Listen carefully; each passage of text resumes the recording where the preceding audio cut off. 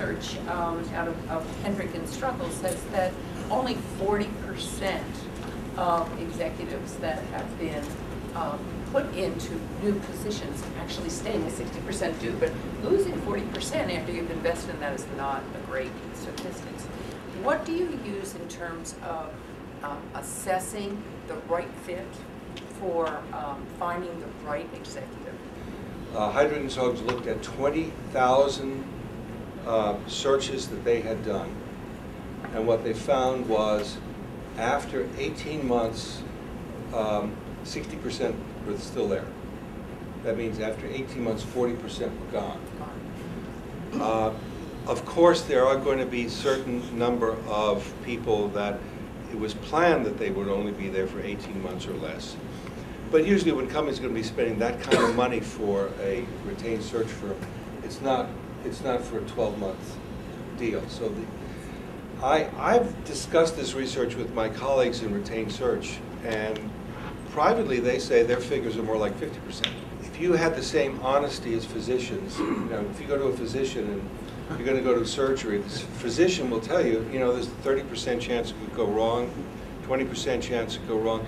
I wonder how many recruiters could be still in business if they said there's a 40% chance that it could go wrong after you've spent all this money.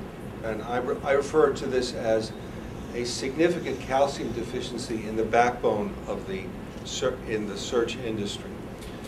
I think more important than skills are values. If you want to hire good people and get good people on your team, you have to know and understand what their values are.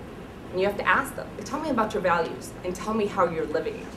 I wanted to know who I was hiring. I wanted to know the person. I wanted to know what they were made of, not just the skills that they did.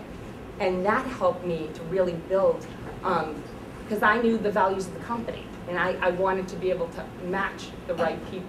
I also look for 3 qualities, and I always have. The first quality that I look for is that they have the right attitude. That they're positive attitude. You don't need negativity. Okay, you want positive people. They're going to bring people up. The next thing is you need people with drive.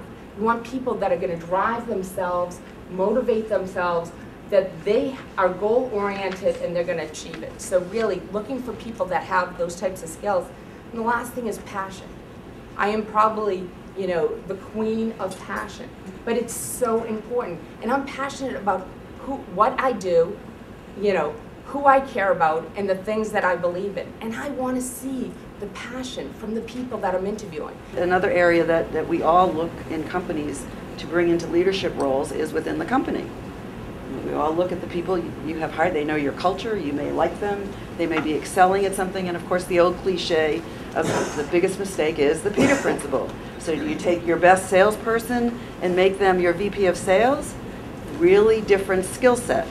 Now, it doesn't mean it isn't going to work, but how are you going to support that person and help them learn how to do this differently than being in the field? It's a different process. And then what are you going to give them or put in place to help them get better or learn this differently so they can accomplish this new leadership role?